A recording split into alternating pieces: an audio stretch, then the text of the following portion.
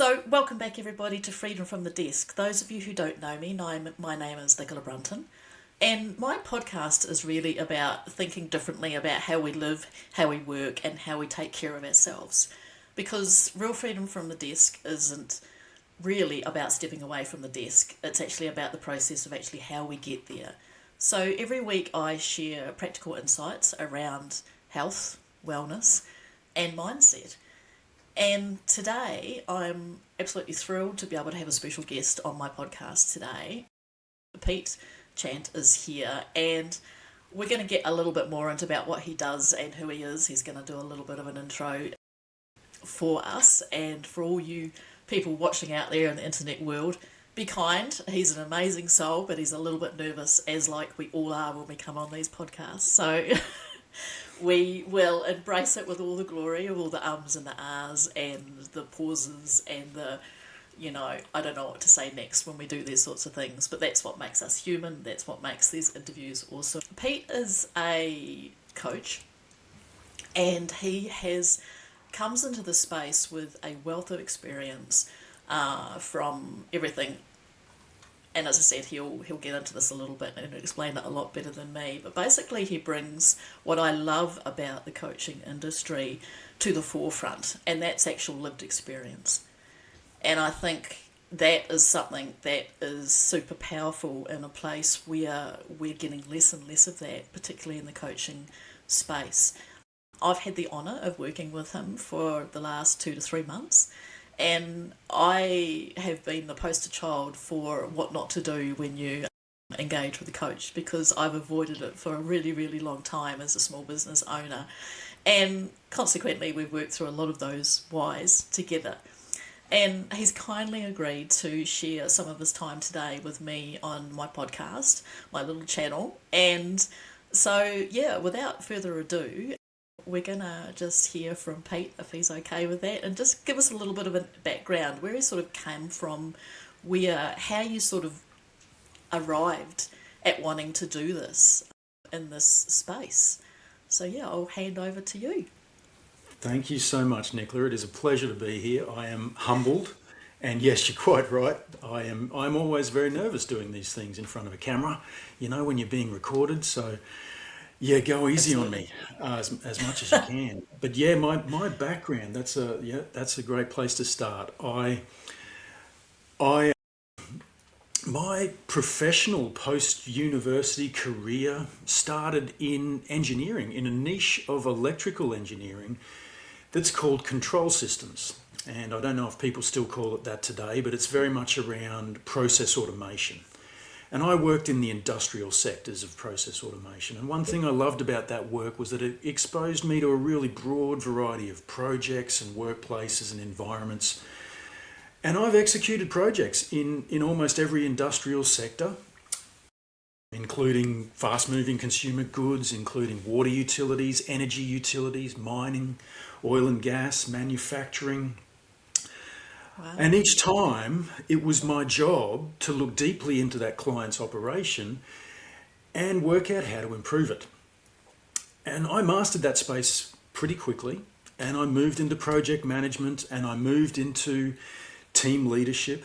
And before long, I moved through the ranks of leadership. I have been an account manager, I've been a bid manager, I've been an engineering manager, I've been a regional manager, most recently, I was the chief operating officer for a technology startup that built electric vehicles, which is pretty cool stuff. Yeah. But if I'm being honest, I was never really satisfied. It was never the technical stuff that really interested me. It was always the people. I'm really good at building stuff, but what I came to realize is that I enjoy building people and teams and businesses and leaders so much more than I enjoy the technical things. I feel the most joy when I see others succeed.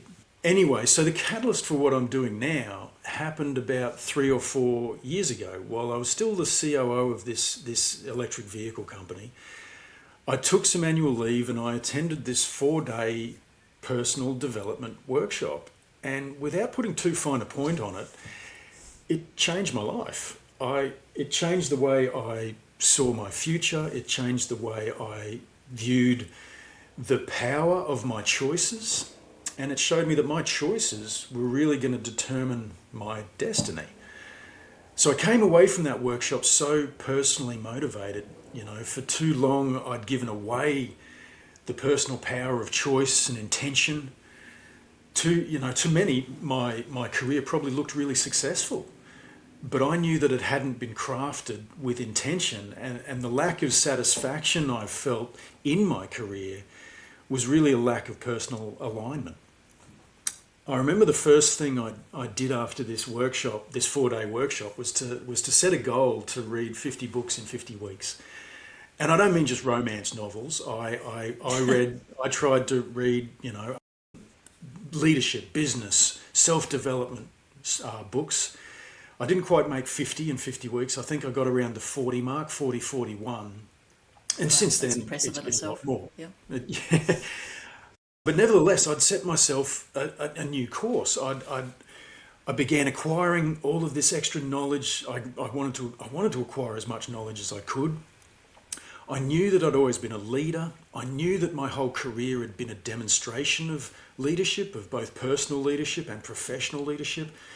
I knew that I had a great deal of knowledge, skills and experience that I could offer to others.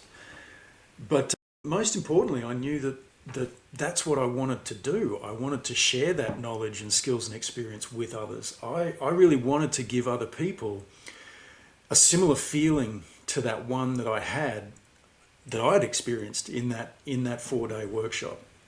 And behind that, underneath that, I really wanted to help people reclaim their personal power.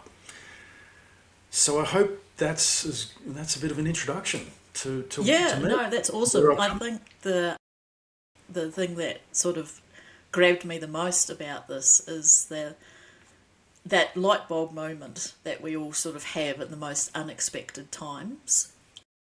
And like you innocently are kind of attending a course, and the trajectory just took you somewhere else, and it sort of opened the door to actually what you had this passion to do, but kind of was not unsure, but it just sort of gave you the permission slip. And I see that a lot with business owners as well, is that there's this inkling that we have lurking around in the background that we want to do something, whether whatever shape it's, whatever business it is, or whether it's working for yourself or producing a product or working in the online space. It can be really hard to identify that moment in time, and sometimes it gets buried in life and other stuff. So I think it's really important to highlight that those light bulb moments are really important when we're in that self-employment realm, because when we're working sometimes, even traditionally in a 9-to-5 job, we all have them. We all have these light bulb moments. Well, I think we do. But probably 90% of the time, they just get thrown out with the bathwater, as it were. And I think unpacking how they surface is really, really good. So thank you for sharing that.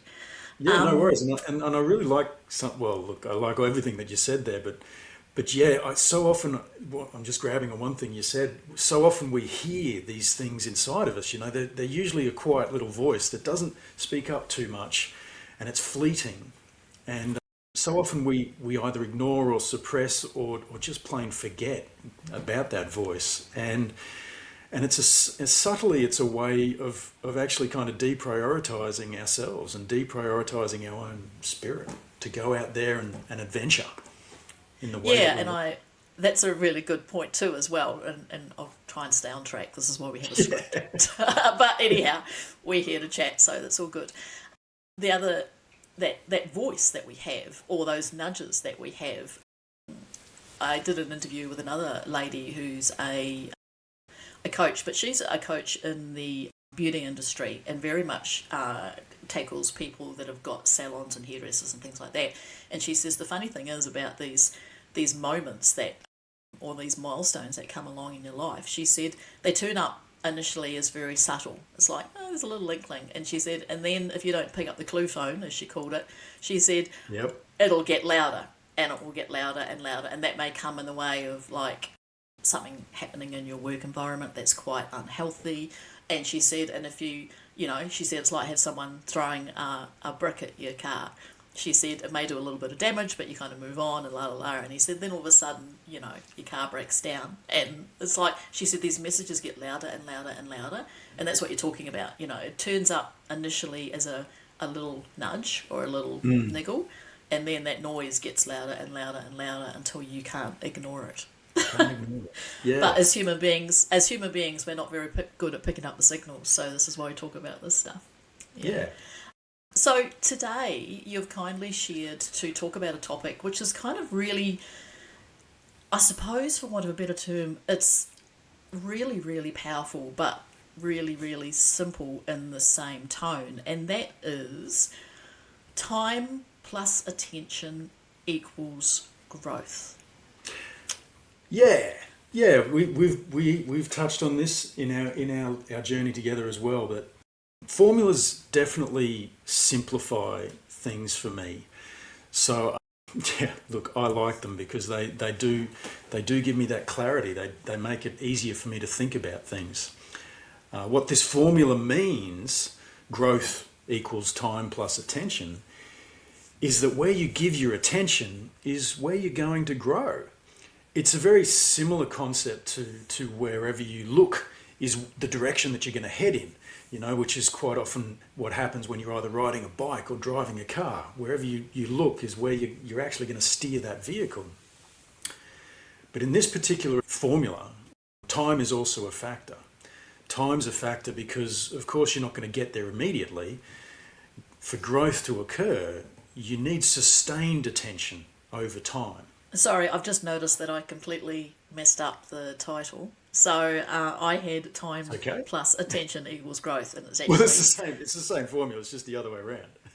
well, it's good, but so yeah, thank you for righting my wrong there. So, do you mind explaining sort of where this concept, how you actually came across this concept for you in your life? Yeah, sure. I'm immediately reminded of a quote by Winston Churchill, which goes something like, men trip over the truth from time to time, and most of the time they just pick themselves up and move along. I've got that completely wrong, that quote, but generally speaking, I don't want to make it sound like I had some great epiphany. I couldn't exactly say where this concept emerged for me. It must be the engineer in me that always looks for a principle to simplify how I think about things. Much like the principle of compounding interest or the principle of reaping what you sow. For me, growth is one of those most important human needs. It's to grow and to contribute is really the art of happiness. It's the foundation of happiness in my mind. And the most powerful part of this formula is also choice. Where we choose to put our attention is the direction that we're going to grow. That's probably not highlighted enough, but attention is really that choice of focus. If you want yet another formula, attention is focus plus choice. So choose wisely is also part of the meaning of this formula. Yeah, and I suppose it seems like a silly question, but I think it's an important one. What do you think people most misunderstand about this concept, particularly, around growth? Because I think it's something that's thrown around really loosely. Is like, people, that engage with a coach or just going through personal change themselves, they say, I've undergone a lot of growth. And I think there can be a lot of misconception around this. And, sometimes it's attributed to being quite hairy-fairy and, it's all very meditation and, doing things that are a lot more sort of outside of the normal business realm. And I think, to demystify it, do you see some sort of... Do you find that people sort of misunderstand the concept of it? That is a great question. Do I think that people misunderstand? I don't want to claim that I have a perfect understanding of it myself. That's certainly one thing. I think that growth is something we all want. Well, actually, maybe it's just something that I really appreciate and I really value. And so for me, and what I project on the world is that I assume other people want to grow as well. But growth can definitely happen in a number of different perspectives and ways, and how we break that down for ourselves is really, again, our choice, whether it be physical growth, whether it be mental growth, whether it be our social growth or our relationships. It might be spiritual growth, some of that woo factor that, we actually all sort of need as well underneath the surface. So there's all sorts of manners in which we can grow. And it is a bit of a catch-all phrase that can mean different things to different people. But I think it is heavily based in learning and upskilling to make that more tangible. That to me is really what growth is. When I acquire new knowledge and I turn that knowledge into skill and then I master that skill, that to me is growth. Now that might be a skill. It's easy to think of skills in terms of physical skills or knowledge-based skills, but they can also be social and spiritual. I am a card-carrying introvert who's now being recorded on to be put on the internet. So this to me is one of the most terrifying things I can do. Whereas for other people, it's just par for the course and they think nothing of it. But for me, this is actually a growth activity. This is something that I'm getting better at. Right. But trying to wheel back to the, to the formula of time and attention, I think that what most people do know is that both of those things, both of those resources are finite. I think we all know that we only have so much time, and definitely the older that we get, the more apparent that becomes, and the faster time moves.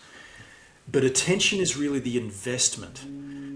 We have the power to choose where we put our attention, and wherever we put that attention, we are going to grow.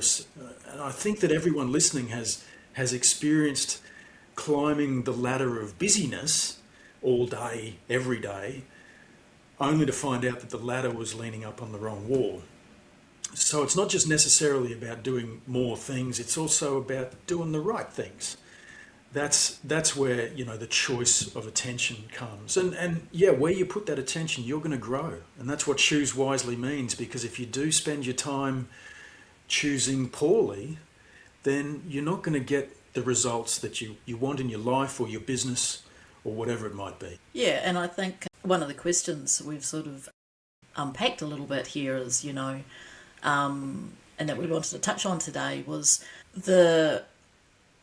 I suppose the thing that most small business owners are getting wrong the most is that time and attention factor, because they, and myself, I'm guilty of this, is that, they didn't all sort of sit together nicely because they didn't understand how they worked together.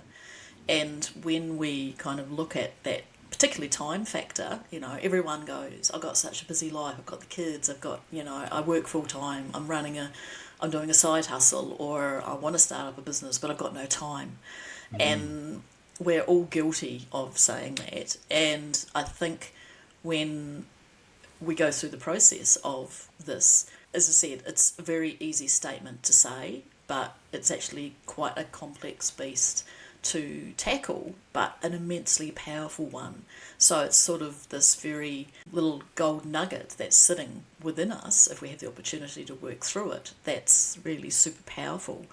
When you look at, your life as in that senior management role and translating that into working with, possibly corporates in the coaching space or individuals, do you see that this process as being something that people in employment or people in a self-employment model actually sort of both get wrong? Yes, look, I don't want to say wrong. I think that everybody is trying, It's my words, but I yeah. think that everybody can do a little better, and that includes myself as well. Coming from that engineering background that is all about operational efficiency, I do love being efficient. I love maximising my time, maximising the leverage that I use as well.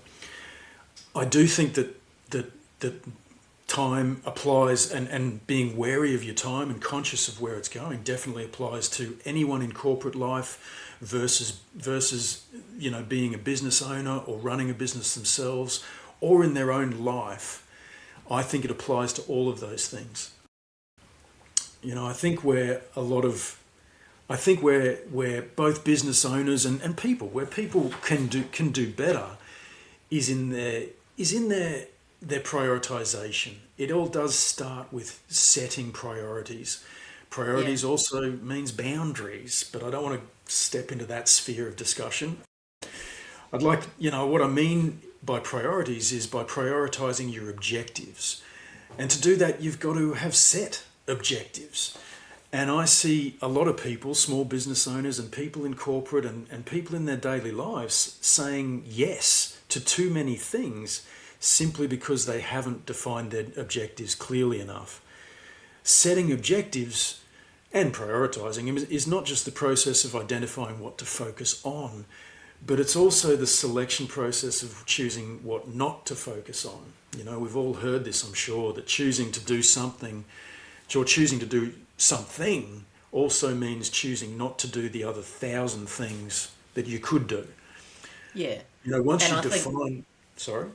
Yeah, no, I was just going to say, and I think that you've sort of just answered the next question, is that if someone feels like they have no time, where would they kind of start?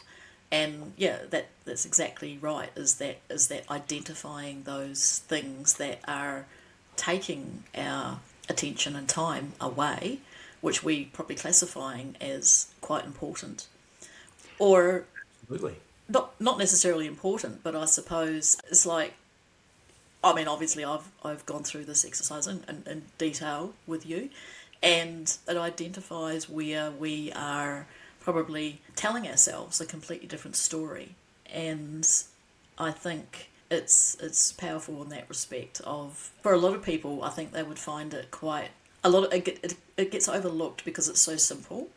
But it's, as I said, I can't stress this enough at how powerful it actually is. I value your time, obviously, and I can't believe we're sort of at the 20-minute mark, so I don't want to sit here and while away your time.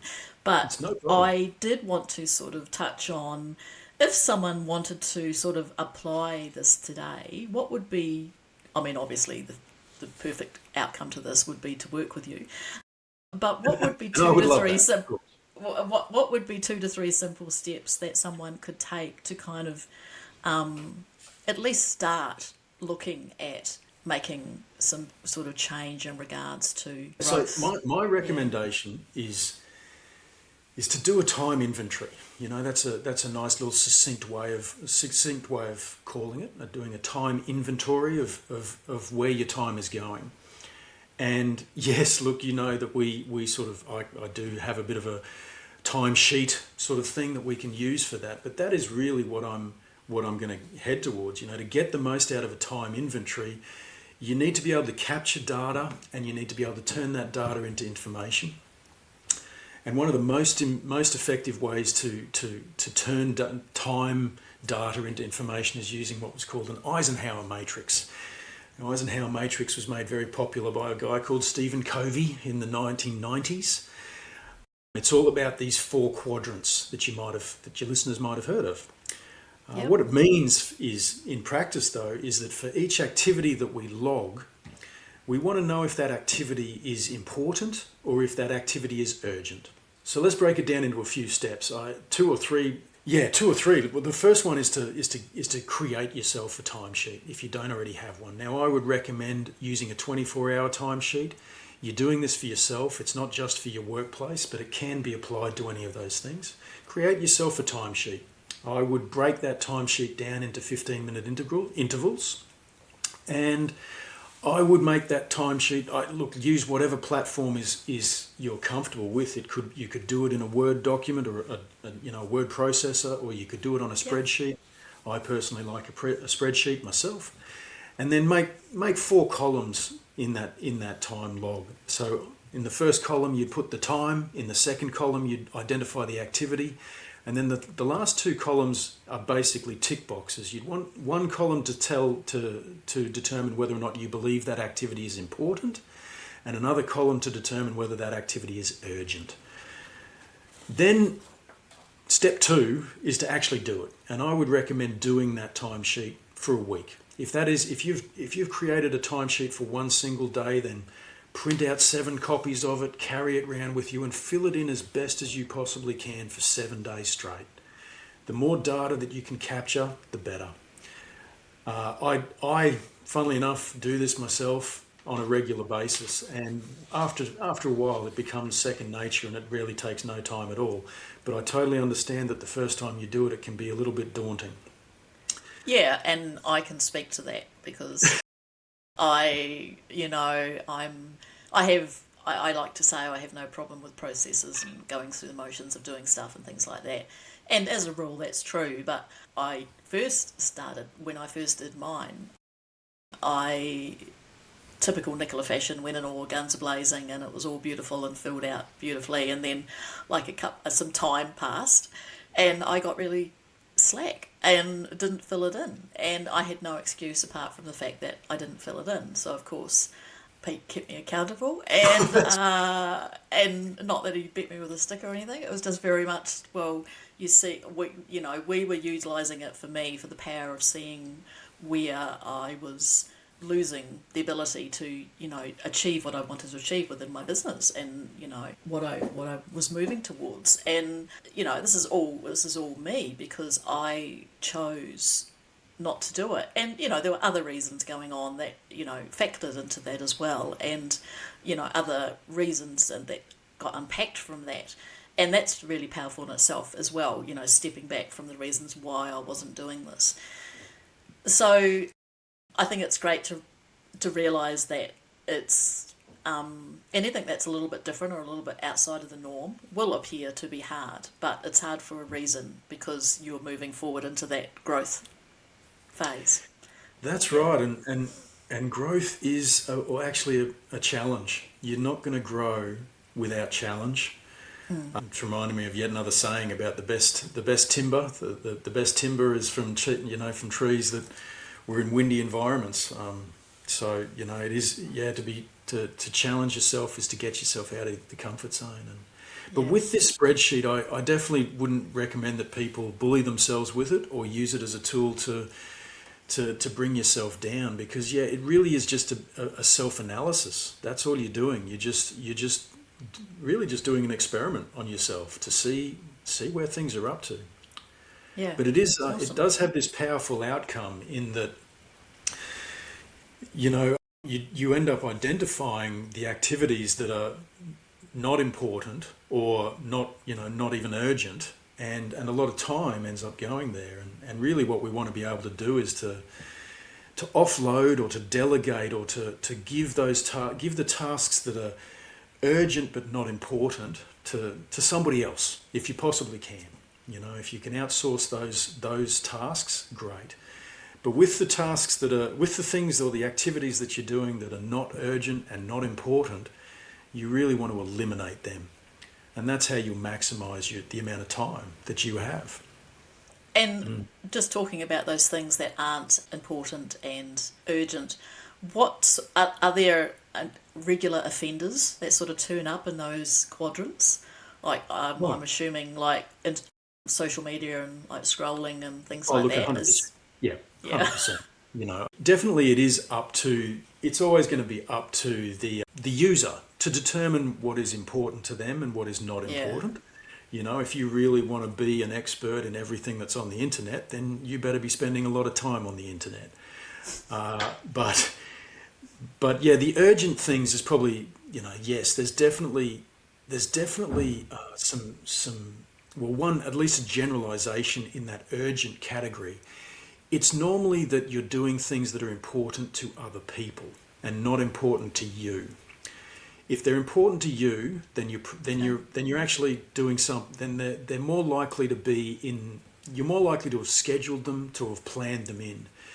But yeah, if you're reacting to other people's priorities, that tends to be urgency. You know, somebody else has got some fire for you to fight, and perhaps you think you're the only one that can fix it, and you jump in and do the fixing. Right. That urgency sort of field is a dangerous one. Yeah, and it does sort of lead you away from for the things that are important to you. Awesome. Okay. So just a couple of questions, I suppose, just to finish on today. As I said, I do value your time and I don't want to keep us talking away Sure. forever. What's sort of something you've had to unlearn or move through when it comes to, productivity and this whole productivity growth time circle? Is there anything you've really had to? Oh, great question. Yeah, and there's quite a few things that come to mind straight away. I even even something we were just talking about before we started on this podcast. Maybe a good way of saying it is that maximum output doesn't equal maximum value.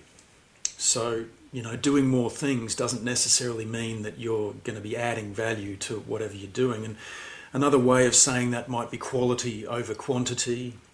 Another way of saying that might be slow is smooth and smooth is fast. So sometimes if you want to move fast, you've actually got to move slow. Yeah. Quite often I find that in decision making with important decisions, it's best to slow down. But then there's decisions that you can make fast, particularly if they're reversible, if it, whatever your decision making criteria is. But controversially, right now, I'm thinking about how many words we use.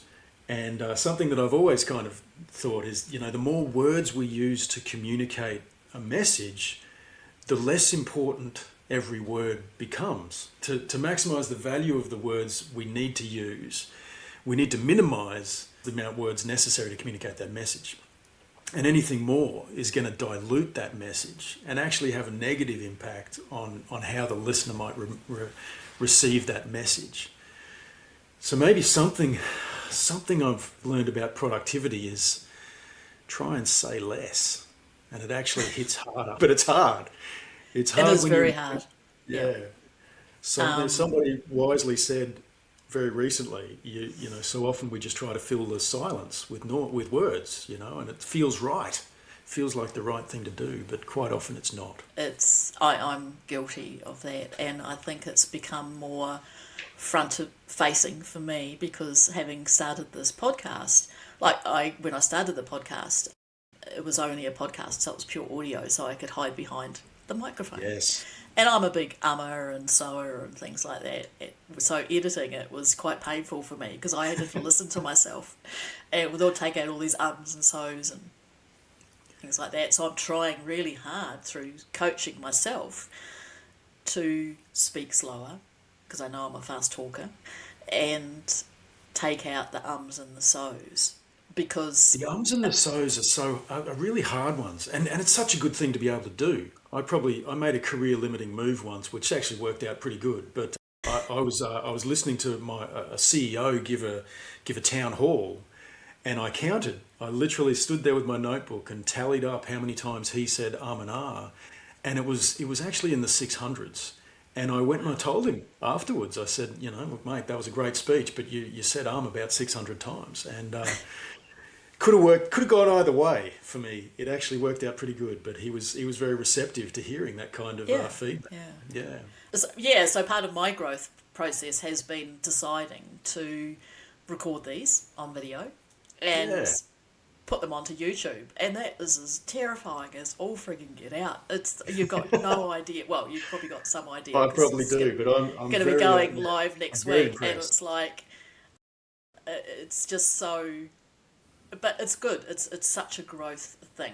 It's because we get to a stage where, unfortunately, there are people out there that will judge and will comment, and you get that everywhere, whether that's on social media or whether it's on YouTube or probably not so much in real life. But it's one of those things that we try to protect ourselves from. So that's for me, it's very much a growth thing to go, okay, I'm just going to do it, and I'll take the 99% of people that are awesome and like the videos and take away something that I get to share in my life journey, and when I have awesome guest speakers like yourself on.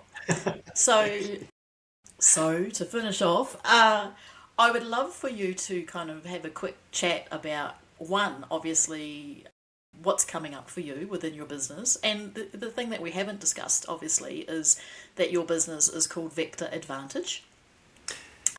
And Yeah, that's right. you are based down in New South Wales, but obviously you're due to the glorious, wonderful technology world, we can coach from anywhere in the world. And yeah, I would, I'd love for you, if you're in a position, to share about possibly what's coming up for you in regards to you working with people, whether it's individual or whether it's working in that corporate realm, and ways that people can connect with you as well. Thank you very much, Nicola. Yes, I probably should have actually prepared this part of the podcast more than the rest of it. Yes, so I am the founder of Vector Advantage, and yes, I'm based in Newcastle, New South Wales. But you're absolutely right. I am. I've got a national focus because I really want to get out there and help everyone. So, what's coming up for me is actually a team based workshop, and what I'm focusing on is high performance teams. But the good part about that is that it's actually based on emotional intelligence. So it really is focused on how team emotional intelligence is the cultural petri dish that helps high performance teams emerge. We quite often think that high performance is really just about individual skills, individual abilities, showing up on the day, and all of a sudden things go well. But there's a massive difference between a champion team and a team of champions. So that's what's coming up in the very near future is a 2-day workshop that's focused on high performance teams. But I definitely, yes, look, Vector Advantage is a coaching business. We look to help individuals and businesses increase their capability and capacity, their leadership capability and capacity. And I really love all aspects of that. So there's no part of it that I don't want to get involved in. So yes, if anybody wants to get in touch with me, please head to the website, vectoradvantage.com.au, or send me an email. My email address is peter@vectoradvantage.com.au. Yep, and I'll throw all these details into the description for everybody as well, so you can contact Pete directly as well. And do you have the ability for someone just to have a bit of a chat with you, like a discovery call or something 100%. like that?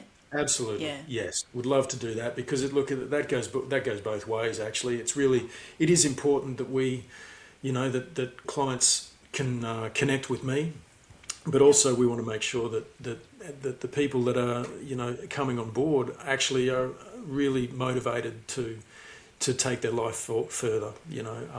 That's really important. Otherwise, nobody wins. So yeah, we do have the ability for those discovery calls, or strategy calls. They're available to book through the website. There's a Calendly function on the website.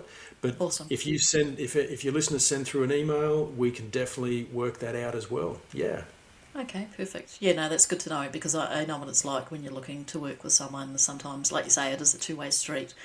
And I think if we've got that opportunity to sort of just have that discussion and meet someone without sort of committing, then it's half the battle has been won. So, and the best way to connect with you on socials would be your LinkedIn, your profile. Thank you for that. Yep. Yes, so LinkedIn. Okay. I'll ask that you put a link to that on the comments I'll as well. Share that. But it's it. If you look up Peter Chant on LinkedIn in Newcastle, New South Wales, I'm sure I'll show up there somewhere. Brilliant. Okay, well, I'm going to sign off, and again, thank you, Pete, for sharing everything today. It's been wonderful to have a really good casual chat around this, and also obviously take away the goodies that you shared as well. Yeah, you're most welcome. Thank you very much for having me. Thank you so much for joining us today, and that's it from Freedom from the Desk. So until next time, have an awesome day. Thanks, everyone.